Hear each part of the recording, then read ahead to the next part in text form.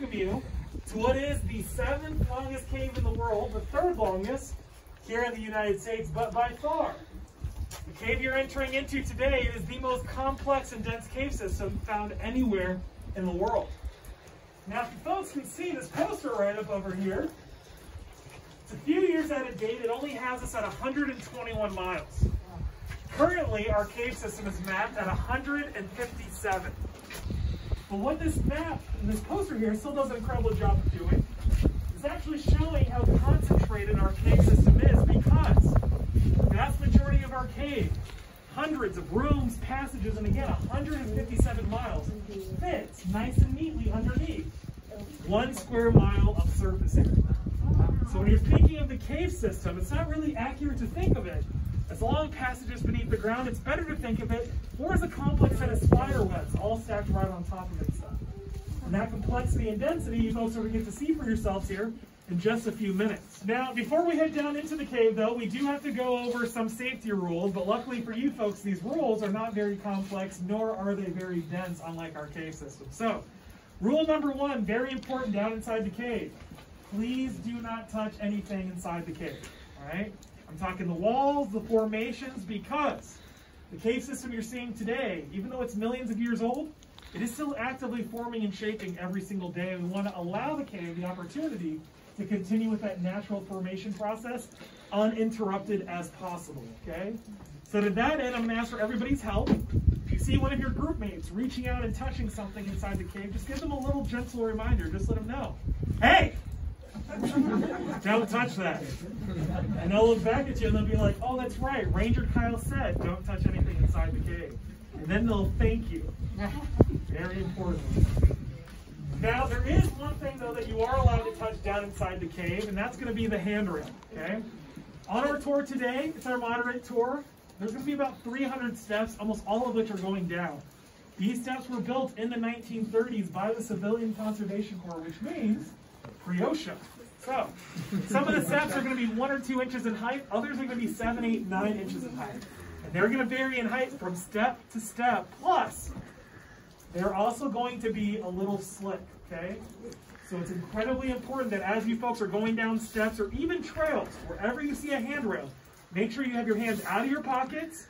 One hand is at least on that railing. And make sure your other hand is free, okay?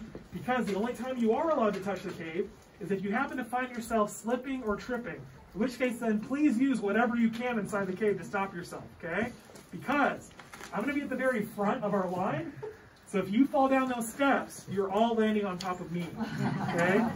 I have a lot of student loans. I cannot lose this job. So please, please, please, make sure you are walking slowly and safely using that handrail, okay? Now, our next 2 general safety rules are both straightforward. The second one, more so for some of the taller folks in the group, please just make sure you're watching your head, okay? Okay. And that final general safety rule, stay on the cement pathway. All right? Very seriously, the cave, again, the most complex and dense cave system found anywhere in the world. It is incredibly easy to get lost inside of our cave system. But if you stay on that cement pathway, you don't have to worry about getting lost. But you'll see for yourselves, every room and passageway that we're going to be walking through is going to have dozens of different entrances to other areas inside the cave. Again, incredibly easy to get lost, but as long as you stay on that cement pathway, you do not have to worry about getting lost inside of the cave system. Welcome you to the largest natural opening. Again, it's one of the longest and largest cave systems in the world. Pretty incredible, right? It's okay. I know most people oftentimes are disappointed. They always tell me after I tell them that they can go see the entrance opening. The reason why it is incredibly important that the largest of 2 natural openings into our cave system is the size of a small watermelon is because this is what gives our cave system its barometric properties. So remember before when I was talking about how the cave is all stacked right on top of itself? This time I want you to imagine almost like it's a giant stone lung that extends beneath the ground. What's happening is that when we have high pressure weather systems moving into this area, that high pressure air is being forced down into the cave.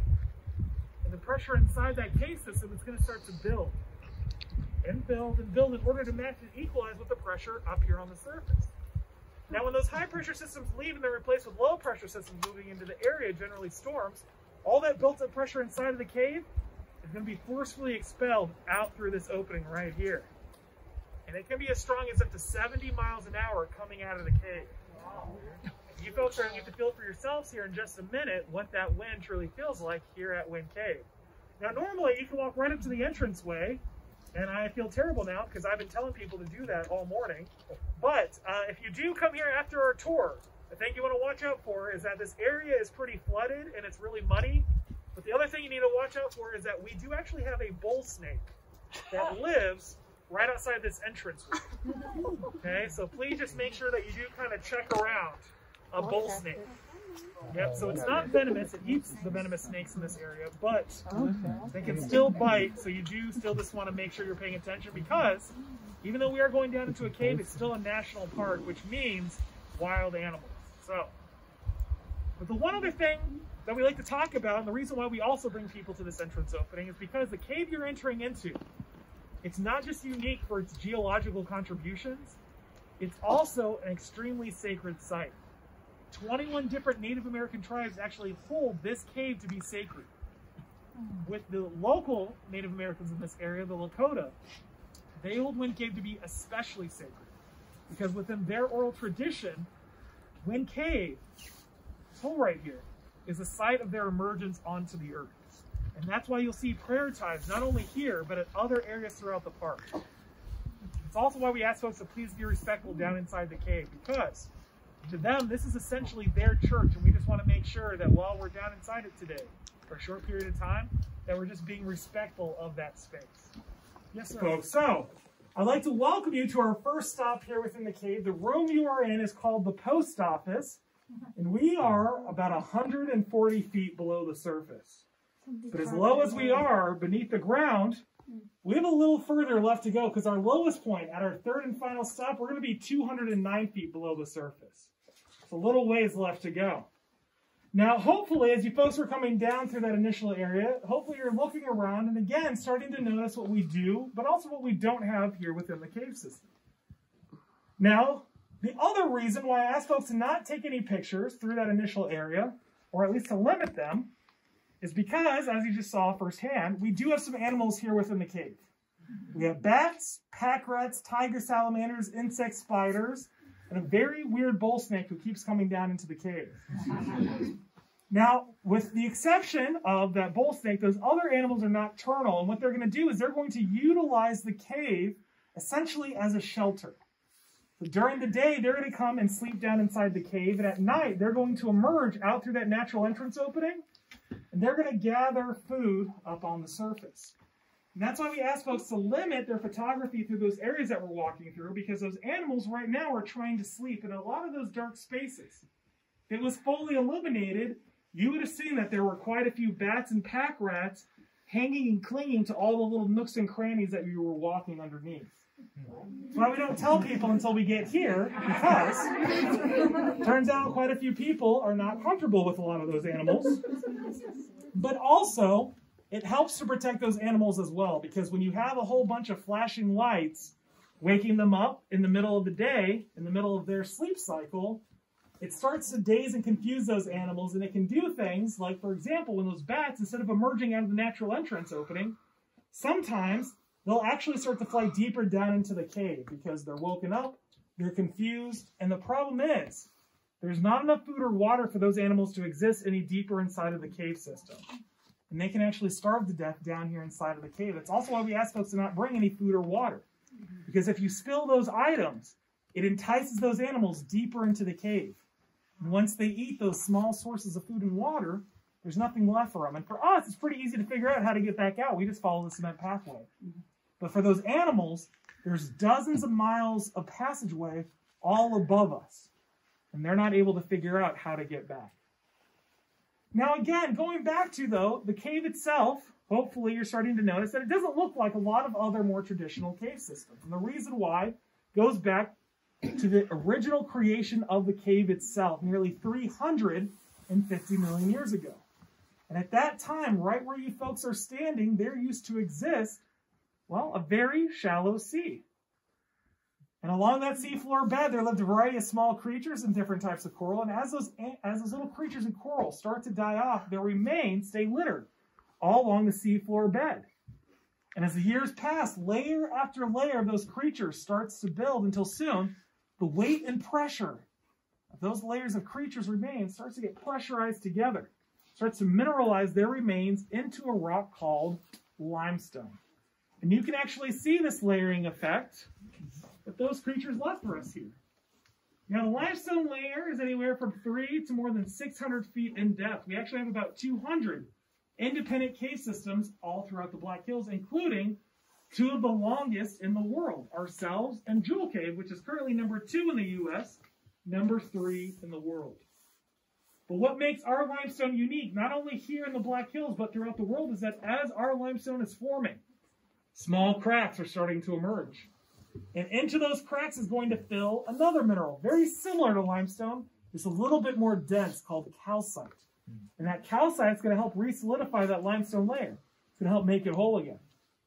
Well, now we're going to jump forward in time to about 60 to 65 million years ago, to shortly after the dinosaurs existed here on Earth. At this time, there are major tectonic movements that are actually starting to form the Rocky Mountains.